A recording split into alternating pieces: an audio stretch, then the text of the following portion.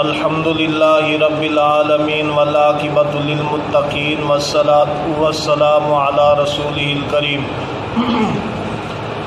اما بعد اعوذ باللہ من الشیطان الرجیم من حمزہ ونفخہ ونفثہ بسم اللہ الرحمن الرحیم السلام علیکم ورحمۃ اللہ وبرکاتہ۔ جی معزز گروپ کے ممبران، اللہ تبارک و تعالی آپ تمام کو صحت سلامتی ایمان والی لمبی زندگی عطا فرمائے۔ اچھا جی، آج ہم جو سبجیکٹ پڑھیں گے وہ ہے اصول حدیث۔ اصول حدیث کی ہم نے 2 سبق پڑھ لیے ہیں، اور حجیت حدیث پر پچھلا لیکچر تھا، اور اس پر دلائل تھے قرآن مجید میں سے کہ قرآن مجید کے اندر اللہ تعالیٰ نے حدیث مبارکہ کا ذکر کیا ہے، اور جو حدیث ہے یہ بھی اللہ تعالیٰ کی وحی ہے۔ اس پر میں نے چند ایک دلائل آپ کے سامنے رکھے تھے۔ آج ہم جو ہے کچھ حدیث مبارکہ کی تاریخ کے بارے میں بات کرتے ہیں۔ آج اعتراض کیا جاتا ہے، اصل میں یہ جو سبجیکٹ ہے یہ بڑا اہم سبجیکٹ ہے۔ یہ آپ کو اس انداز کے ساتھ کوئی بھی نہیں پڑھائے گا، بڑی مشکل سے پڑھائے گا۔ جس طرح میں کوشش کر رہا ہوں، اللہ تعالیٰ ہماری یہ کوشش قبول فرمائے۔ اس کے اندر آپ کو اس سبجیکٹ کے اندر اصول بتلائے جائیں گے۔ اصول حدیث بیسیکلی یہی بات ہوتی ہے کہ حدیث مبارکہ بیان کرنے کے جو اصول ہیں وہ آپ کو بتلائے جائیں گے۔ اس کے اندر آپ کو بتلایا جائے گا مقبول حدیث کون سی ہوتی ہے، مردود حدیث کون سی ہوتی ہے، اور صحیح حدیث کون سی ہوتی ہے، حسن کون سی ہوتی ہے، حسن لغیری کون سی ہوتی ہے، حسن لذاتی کون سی ہوتی ہے۔ اسی طرح حدیث مبارکہ کی جتنی اقسام ہیں وہ آپ کے سامنے انشاءاللہ میں بیان کروں گا۔ میں نے 3-4 چیزیں بیان کی تھی سب سے پہلے لیکچر کے اندر کہ ہم یہ چیزیں پڑھیں گے۔ ان میں سے سب سے پہلی جو چیز تھی وہ حجیت حدیث تھی۔ حجیت حدیث ہم نے پڑھ لی۔ اب ہم جو ہے تاریخی اعتبار سے حدیث مبارکہ کے بارے میں کچھ چیزیں میں آپ کے سامنے رکھنا چاہتا ہوں۔ دیکھیں، یہ جو وحی ہے نا، اس کا مکہ اور مدینہ کے ساتھ بڑا گہرا تعلق ہے۔ اللہ رب العزت جہاں چاہتا قرآن مجید کو اس سرزمین پر نازل کر دیتا، لیکن اللہ تعالیٰ نے قرآن مجید کو مکہ اور مدینہ کے اندر نازل کیا ہے۔ عزیز طلباء کرام، میری جو باتیں ہیں ان کا نوٹس بنانا یہ ضروری ہے۔ آپ لکھیں گے، جو موٹی موٹی چیزیں ہوں گی وہ لکھیں گے آپ۔ وحی کا مکہ اور مدینہ کے ساتھ بڑا گہرا تعلق ہے، ان لوگوں کے ساتھ بڑا گہرا تعلق ہے۔ اصل میں مکہ اور مدینہ کے جو لوگ ہیں وہ بڑے ذہین فتین لوگ تھے، اور بڑے ہی جنگجو قسم کے لوگ تھے، اور ایک چھوٹی چھوٹی باتوں پر لڑائیاں، جھگڑے، اور کئی سالوں تک دشمنیاں چلتی تھیں۔ مارنا، کٹانا، بچے قربان کرنا، عورتیں قربان کرنا، یہ سارے جتنی بھی چیزیں تھیں ان کے لیے کوئی مسئلہ نہیں تھا۔ وہ اس چیز سے بے خوف رہتے تھے۔ لڑائی ہوتی تھی، لڑائی کے میدان میں کود پڑتے تھے، لڑ پڑتے تھے۔ ابھی اسلام نہیں آیا، لیکن ان کے اندر یہ صلاحیتیں تھیں، یہ بہت بڑی صلاحیتیں تھیں ان کے اندر۔ اچھا، یہ بھی ایک صلاحیت تھی آپ کہ ان کو جو دماغ اللہ تعالیٰ نے عطا کیا تھا وہ بہت گہرا قسم کا تھا، ان کے ذہن بڑے تیز تھے، جو مکہ اور مدینہ کے لوگ تھے، جن پر یہ قرآن مجید اللہ تعالیٰ نے پیش کیا، جنہوں نے اس قرآن مجید کو ہم تک پہنچایا۔ اب دیکھیں کہ ایک گھوڑی ہوتی ہے، گھوڑی یا گھوڑا لے لیں، نرمدا لے لیں،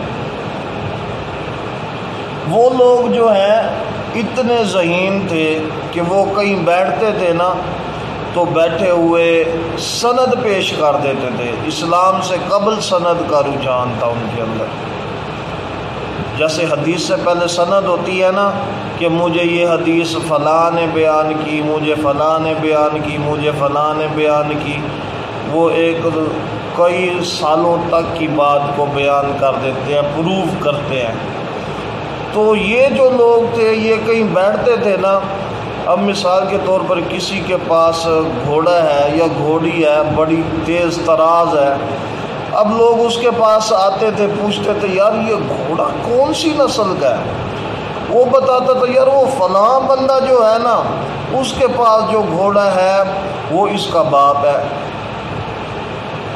اور وہ جو ہے وہ فلاں بندے کا گھوڑا جو ہے وہ اس کا دادا ہے۔ اب نسل در نسل ان کو یاد ہوتا تھا کہ یہ گھوڑا کون سی نسل سے آ رہا ہے۔ وہاں پر مارکیٹ کے اندر نسلوں کے پیسے لگتے تھے، گھوڑوں کی نسلوں کی۔ آپ دیکھتے ہیں نا کہ حدیث مبارکہ کے اندر سرخ اونٹ کا زیادہ ذکر آتا ہے، یہ نسلیں تھیں، اور وہ لوگ ان کے باپ دادا پردادا اور آگے تک نسلوں کو جانتے تھے، اس گھوڑے کا کون سا باپ ہے اور اس کی ماں کون سی ہے اور اس کا خاندان کون سا ہے۔ یہ بیٹھے ہوئے فضول سی گپیں مارتے تھے، یہ ان کی ذہانت تھی۔ اب ان کی یہ جو خصلتیں ہیں یہ ضائع ہو رہی تھیں۔ لڑائی کی خصلت ہے، لڑتے تھے، آپ کو پتہ ہے وہ قافلے لوٹتے تھے، اور عرب کے اندر بہت ساری ایسی چیزیں تھیں۔ برا پھر یہ جو دین تھا، یہ جو اسلام تھا، یہ جو قرآن نازل ہونا تھا یا وحی نازل ہونی تھی حدیث مبارکہ کی صورت میں، اس کو سنبھالنے والی کوئی قوم چاہیے تھی کہ وہ قوم کیسی ہو، وہ قوم جنگجو ہو، کیونکہ محمد الرسول اللہ صلی اللہ علیہ وآلہ وسلم کے بعد کوئی نبی آنا نہیں ہے۔ ایسے لوگ ہوں جو بڑے مضبوط ہوں اور پوری دنیا میں وہ قرآن مجید کا علم پھیلا دیں، ایسے لوگ، ایسے افراد چاہیے تھے۔ اور پھر ایسے لوگ ہوں جن کی ذہانت بڑی تیز ہو، دماغ بڑا تیز ہو، حافظہ بڑا تیز ہو، یاد کرنے کی قوت بڑی تیز ہو۔ تو پھر اللہ تعالیٰ نے عرب کی زمین کو منتخب کیا۔ یہ تعلق ہے حدیث کا، وحی کا عرب کے ساتھ، کہ عرب کے اندر ایسی ایسی چیزیں موجود تھی جس بنیاد پر عرب کے لوگوں کو چنا گیا۔ اللہ اکبر۔ تو اللہ تعالیٰ نے پھر رسول اللہ صلی اللہ علیہ وآلہ وسلم کو چنا، اور جو لوگ آپ کے ساتھ منتخب ہوئے صحابہ اکرام بنے، آپ دیکھتے ہیں انہوں نے اللہ کی قسم قربانی دینے سے دریغ کیا نہیں، کیونکہ ان کی نسلوں میں قربانی دینا موجود تھا۔ وہ باپ دادا کا جو ہے قصاص لیا کرتے تھے، لڑ پڑتے تھے، نسلوں کی نسلیں ختم ہو جاتی تھیں۔ ان لوگوں کو نبی صلی اللہ علیہ وسلم نے جب دین کا علم دیا تو انہیں جب ہوش آیا کہ یار ہم تو لوگوں کے لیے لڑتے تھے، یہاں تو رب العالمین کے لیے، اس ذات کے لیے، اس کے دین کو پھیلانے کے لیے ہم نے لڑنا ہے، تو وہ لوگ پھر جان دینے سے پیچھے نہیں ہٹے۔ انہیں کہتے ہیں صحابہ کرام رضوان اللہ علیہم اجمعین۔ صحابہ کرام رضوان اللہ علیہم اجمعین نے دین پھیلانے کے اندر کوئی کمی اور کسر نہیں چھوڑی، اتنی سی بھی ذرا برابر بھی کمی کوتاہی نہیں چھوڑی۔ جو حدیث رسول اللہ صلی اللہ علیہ وسلم نے بیان کی صحابہ کرام نے ہم تک وہ حدیث ویسے ہی بیان کر دی۔ مثال کے طور پر میں آپ کو ایک حدیث بیان کرتا ہوں اور بتلاتا ہوں کہ صحابہ کرام نے ذرا سی بات بھی چھپائی نہیں ہے۔ اب دیکھیں نبی صلی اللہ علیہ وسلم کی حدیث ہے، اس کا میں مفہوم بیان کر کے تاکہ مختصر ہو جائے۔ آپ صلی اللہ علیہ وسلم نے فرمایا کہ جس بندے نے لا الہ الا اللہ پڑھا وہ جنت میں جائے گا۔ صحابی پاس بیٹھے کہتے ہیں یا رسول اللہ صلی اللہ علیہ وآلہ وسلم وَإِن سَرَقَ وَزَنَا، اللہ کے نبی صلی اللہ علیہ وسلم وہ بندہ جو زنا کرنے والا ہو، چوریاں کرنے والا ہو، کلمہ اس کو بھی بچا لے گا، وہ بھی جنت میں جائے گا؟ نبی صلی اللہ علیہ وسلم نے فرمایا نعم، ہاں وہ جنت میں جائے گا۔ اس نے پھر سوال کیا اللہ کے نبی وَإِن سَرَقَ وَزَنَا، اللہ کے نبی وہ بندہ جو زنا کرے، جو چوری کرے، وہ جنت میں داخل چلا ہو جائے گا کلمہ پڑھنے کی بنیاد پہ؟ آپ نے فرمایا ہاں وہ جنت میں داخل ہو جائے گا۔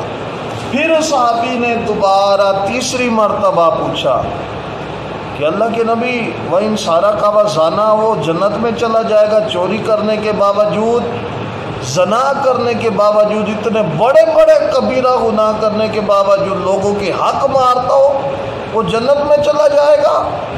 آپ نے فرمایا ہاں تیری ناک خاک آلود ہو وہ جنت میں چلا جائے گا۔ اچھا اب دیکھیں صحابی صرف اتنی بات ہی بیان کر دیتا نا کہ میں نے 3 مرتبہ پوچھا اللہ کے نبی صلی اللہ علیہ وسلم سے، آپ نے 3 مرتبہ کہا ہاں وہ جنت میں جائے گا، کافی تھا نا؟ لیکن صحابی نے اگلی چھوٹی سی بات جو اگر کوئی مجھے کہے تو میں برداشت نہیں کرتا، اس صحابی نے اپنے اوپر آئی ہوئی بات بھی بتلا دی، کہیں حدیث مبارکہ میں کمی پیشی نہ ہو جائے۔ کون سی؟ کہا نبی صلی اللہ علیہ وسلم نے مجھے فرمایا تھا تیری ناک خاک آلود ہو وہ جنت میں جائے گا۔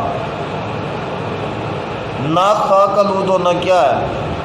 اگر کسی کے ساتھ لڑائی ہو، جھگڑا ہو اور کسی سے معافی منگوانی ہو، ہم کیا کہتے ہیں؟ ناک رگڑ، ناک لگانا زمین پر، یا ہم سجدہ کرتے ہیں اپنی ناک زمین پر لگاتے ہیں، کیا بیان کرتے ہیں کہ اللہ ہم کچھ بھی نہیں۔ اب اتنی بڑی بات رسول اللہ صلی اللہ علیہ وسلم نے صحابی سے کہی اور صحابی نے وہ بھی بیان کر دی، چھپائی نہیں، اللہ کی قسم ہے۔ صحابہ نے دین پھیلانے میں ذرا برابر بھی کمی نہیں چھوڑی۔ اللہ کے نبی علیہ الصلوۃ والسلام نے حق ادا کر دیا، صحابہ کرام رضوان اللہ علیہم اجمعین نے پہنچانے میں اللہ کی قسم حق ادا کر دیا۔ ان کی شہادتوں کی وجہ سے، ان کے خون کی وجہ سے، ان کی محنتوں کی وجہ سے وحی کو آگے پہنچانے میں ان کا کردار ہے، اور آج ہم مسلمان ہیں، ہم تک یہ قرآن بفضل اللہ تعالی آج بھی محفوظ ہے، آج بھی موجود ہے۔ یہ وہ لوگ تھے جن کی صلاحیتیں خراب ہو رہی تھیں، اللہ تعالیٰ نے ان کے پاس نبی بھیجا اور ان لوگوں نے حدیث مبارکہ ہم تک پہنچائی۔ اگلی بات ہم کرتے ہیں، اعتراض ہوتا ہے ایک بہت بڑا، منکرین حدیث اعتراض کرتے ہیں، کہتے ہیں کہ یہ جو حدیث ہے امام بخاری نے بخاری شریف لکھی ہے، رسول اللہ صلی اللہ علیہ وسلم کی وفات کے بعد کوئی 100 سال بعد لکھ رہا ہے، کوئی 150 سال بعد لکھ رہا ہے، کوئی 200 سال بعد لکھ رہا ہے، تو یہ حدیث محفوظ نہیں ہے۔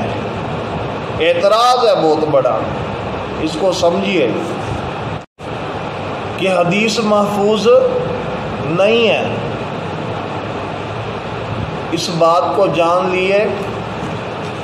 لیں کہ جس طرح اگر کوئی آپ سے سوال کرتا ہے، الحمد انسٹیٹیوٹ کا ہر طالب علم وہ اس قابل ہونا چاہیے وہ سوال کا جواب دے۔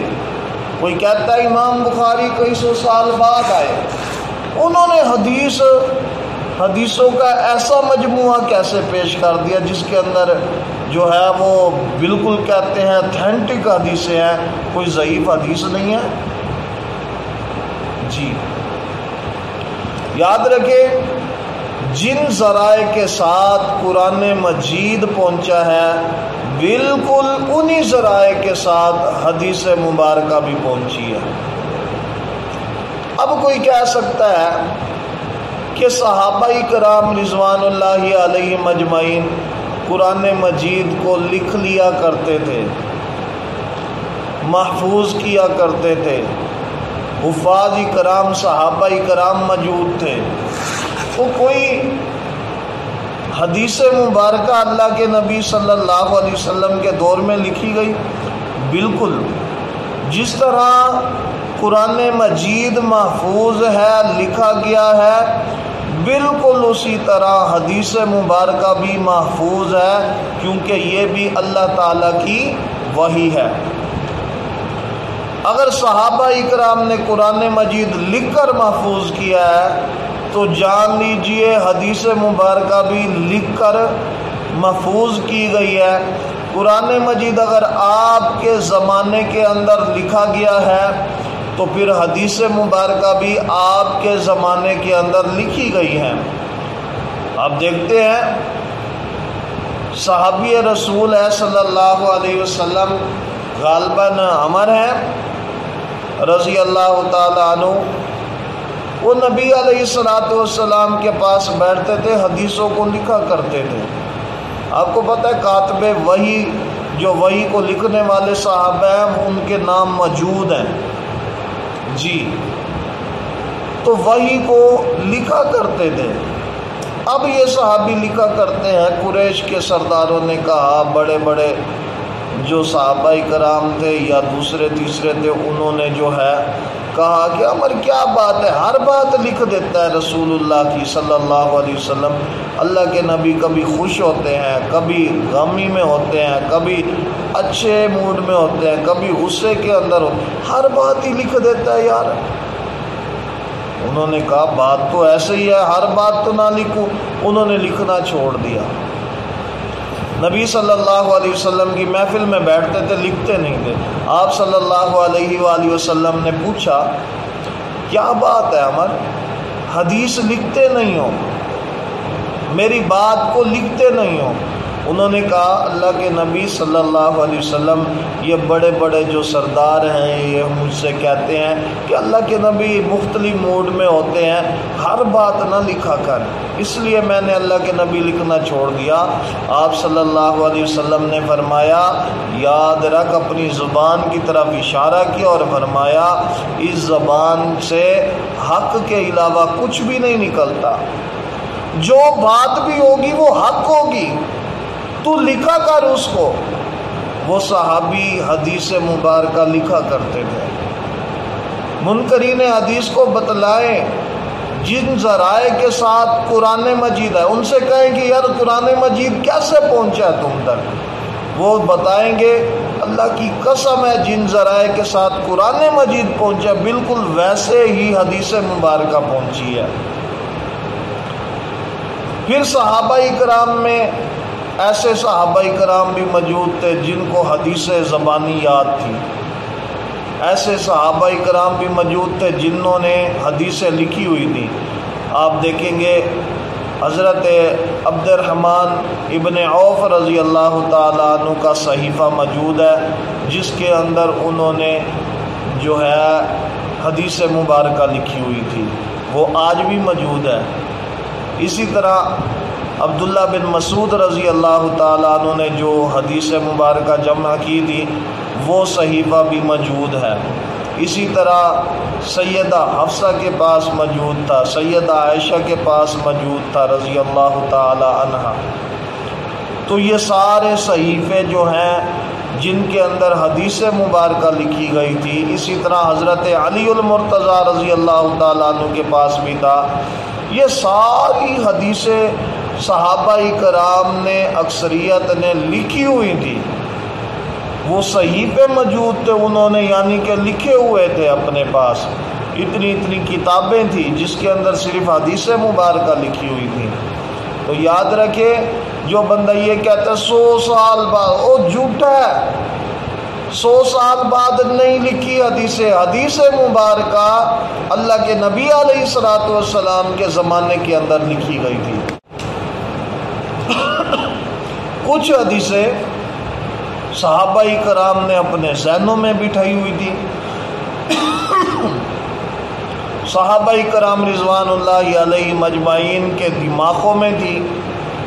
جس طرح آپ کی وفات کے بعد صحابہ کرام کو قرآن مجید یاد تھا، انہوں نے ایک جگہ پر جمع کیا، سارے حفاظ کرام صحابہ کرام اکٹھے ہوئے، انہوں نے کتابی شکل دی۔ اسی طرح محترم بھائیوں، حدیث مبارکہ بھی سارے صحیفے جمع ہوئے، اس کے بعد جن کو یاد تھی انہوں نے حدیثیں آگے پہنچائیں، اور ان کے بعد جو ہے وہ محدثین تک پہنچی، صحابہ نے تابعین کو وہ حدیثیں بتلائی، تابعین جو تھے وہ صحابہ کرام کے شاگرد تھے، پھر تبع تابعین آئے جنہوں نے تابعین کی اتباع کی، تابعین کی شاگرد بنے، تو تابعین نے تبع تابعین کو سکھایا، تو ان کے اندر محدثین بھی موجود تھے، امام بخاری بھی موجود تھے، امام مسلم بھی موجود تھے،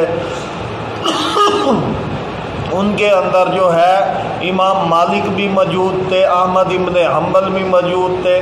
یہ سارے جو محدثین ہیں انہوں نے حدیث مبارکہ نبی علیہ الصلوۃ والسلام کے صحابہ سے، تابعین سے، تبع تابعین سے اکٹھی کی ہے۔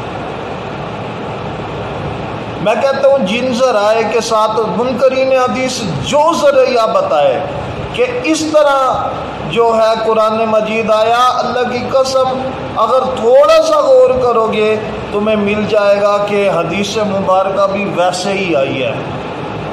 سمجھ آ گئی میری بات کی؟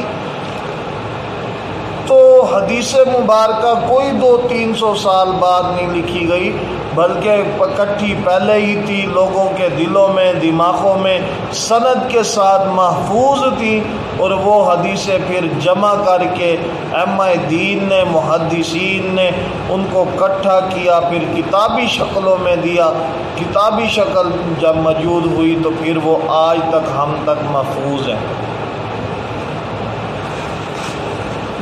اچھا جی، اگلا اعتراض ہوتا ہے، توجہ کریں، بس یہ آخری بات کر کے اپنی بات کو ختم کرتا ہوں۔ اگلا اعتراض ہوتا ہے، وہ کہتے ہیں قرآن مجید تو محفوظ ہے، اللہ تعالیٰ نے اِنَّا نَحْنُ نَزَّلْنَا، اللہ تعالیٰ نے نازل کیا ہے، اور اللہ تعالیٰ نے خود فرمایا وَإِنَّا لَهُ لَحَافِظُونَ، ہم ہی اس کی حفاظت کریں گے۔ وہ کہتے ہیں قرآن مجید تو محفوظ ہے، جس طرح 1400 سال 1500 سال پہلے تھا آج بھی اسی طرح ہے، مگر حدیث کے اندر رد و بدل ہو چکا ہے، حدیث کے اندر بہت سارے لوگ آ چکے ہیں۔ اس کی واضح دلیل یہ ہے کہ آپ خود کہتے ہو حدیث ضعیف بھی ہوتی ہے، حدیث مردود بھی ہوتی ہے، منکر بھی ہوتی ہے، تو ایسی باتیں بھی تو موجود ہیں جو لوگوں نے اپنی طرف سے حدیث کے نام پر داخل کر دی ہیں۔ اب میں کہتا ہوں، توجہ کریں تمام طلباء کرام، کہ اللہ تعالیٰ نے قرآن مجید کو جس طرح محفوظ رکھا ہے اسی طرح حدیث مبارکہ کو بھی محفوظ رکھا ہے، حدیث مبارکہ بھی اسی طرح محفوظ ہیں۔ اب دیکھیں میں آپ کو بتاتا ہوں، جن جن لوگوں نے کوشش کی کہ دین کے اندر نئی چیز داخل ہو جائے، جن جن لوگوں نے کوشش کی کہ حدیث مبارکہ کے اندر رد و بدل کی جائے، تو کبھی کو کامیاب ہو سکے نہیں۔ اللہ تعالیٰ نے ذکر کا، حفاظت کا ذمہ لیا تھا اس قرآن کا، اس وحی کا، حدیث کا، تو اللہ تعالیٰ نے حفاظت کی ہے نا یار۔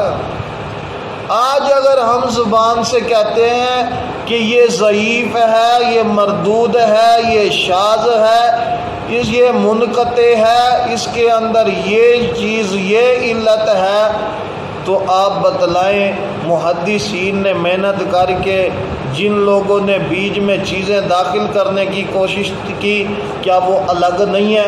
صحیح حدیثیں الگ نہیں ہے؟ دودھ کا دودھ اور پانی کا پانی نہیں ہے؟ اگر کسی نے بیچ میں کوئی چیز ایڈ کرنے کی کوشش کی ہے، محدثین نے الگ نہیں کر دیا؟ یہ تو واضح دلیل ہے اس بات کی کہ اللہ تعالیٰ نے جو حفاظت کا ذمہ لیا تھا، اللہ تعالیٰ نے اس بات کو پورا کر دیا۔ لوگوں نے کوششیں کی اس کے اندر نئی چیزیں داخل کرنے کی، مگر وہ کامیاب ہو سکے نہیں۔ تو کوئی بھی کامیاب ہو سکا نہیں۔ اب بھی دیکھ لیں، کافی لوگوں نے قرآن مجید کے اندر رد و بدل کرنے کی کوشش کی۔ قادیانیوں کو دیکھ لیں، انہوں نے بہت ساری چیزوں کے معنی، مفہوم اور عربی عبارات جو ہے تبدیل کرنے کی کوشش کی۔ کیا اس کا مطلب یہ ہے کہ نعوذ باللہ قرآن مجید کا جو تحفظ اللہ تعالیٰ نے کہا تھا وہ نہیں ہو سکا؟ نہیں نا، وہ لوگ اس کے اندر ایڈ کرنے کی کوشش کریں گے، مگر اللہ تعالیٰ نے ہر دور کے اندر حفاظ کرام پیدا کرنے ہیں، اور بفضل اللہ تعالیٰ وہ ہیں، ان کے دلوں کے اندر قرآن مجید ہے۔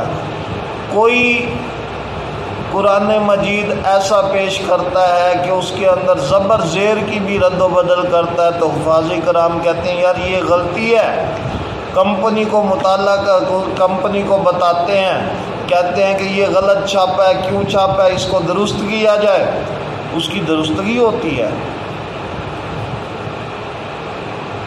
اب اس کا مطلب یہ نہیں کہ اللہ تعالیٰ نے جو وعدہ کیا وہ وعدہ پورا نہیں ہوا، نہیں، مطلب یہ ہے کہ لوگ کوشش کریں گے، لوگ انٹر ہونا چاہیں گے، لوگ رد و بدل کرنا چاہیں گے، لوگ تبدیلیاں کرنا چاہیں گے، مگر اللہ تعالیٰ ہر دور کے اندر ایسے لوگ پیدا کرے گا جو ان لوگوں کو عبرت کا نشان بنا دیں گے، اللہ کے قرآن کے اندر کوئی چیز اضافی ہونے دیں گے نہیں۔ اسی طرح اللہ تعالیٰ نے حدیث مبارکہ کے اندر بھی رد و بدل ہونے دی نہیں۔ جن لوگوں نے کوشش کی، محدثین نے فوراً باہر نکالا انہیں، کہا یہ ضعیف ہے، کہا یہ کذاب ہے، جھوٹا ہے، کہا یہ منکر ہے، کہا یہ موضوع ہے۔ محدثین نے کتابیں لکھ دیں موضوعات کے نام پر کہ یہ جھوٹے لوگ ہیں، ان کی بات دین میں نہیں مانی جائے گی، ایسے ایسے علم مرتب کر دیے۔ تو اس کا مطلب ہے کہ جس طرح قرآن مجید محفوظ ہے اسی طرح حدیث مبارکہ بھی موجود ہے۔ آج کا سبق ہم اسی پر مکمل کرتے ہیں۔ انشاءاللہ نیکسٹ کلاسز جو ہوں گی اصول حدیث کی، اس پر ہم شروع سے بات کریں گے، حدیث مبارکہ پر جو اصول ہیں ان پر بات کریں گے۔ سب سے پہلے ہم بات کریں گے کہ حدیث کی اقسام کتنی ہیں، اور پھر ادھر سے شروع کریں گے، اور پھر حدیث صحیح کی جو چیزیں، جو علامتیں، جو راوی ہیں ان کے بارے میں بات کریں گے، سند پر بات کریں گے، کون کون سی چیز نقص پیدا کر دیتی ہے، کون سا راوی ایسا ہو کہ جو حدیث کے سند کے اندر ہو تو پھر وہ حدیث ضعیف ہو جاتی ہے، کون سا راوی کیا کام کرتا ہو، اس کی عدالت مجروح ہو تو کیا ہو جاتا ہے۔ اب اگلی کلاسز سے جو ہے ہم اس بات کو شروع کریں گے۔ اللہ تعالی ہم سب کو عمل کرنے کی توفیق عطا فرمائے۔ وآخر دعوانا الحمدللہ رب العالمین۔ السلام علیکم ورحمۃ اللہ وبرکاتہ۔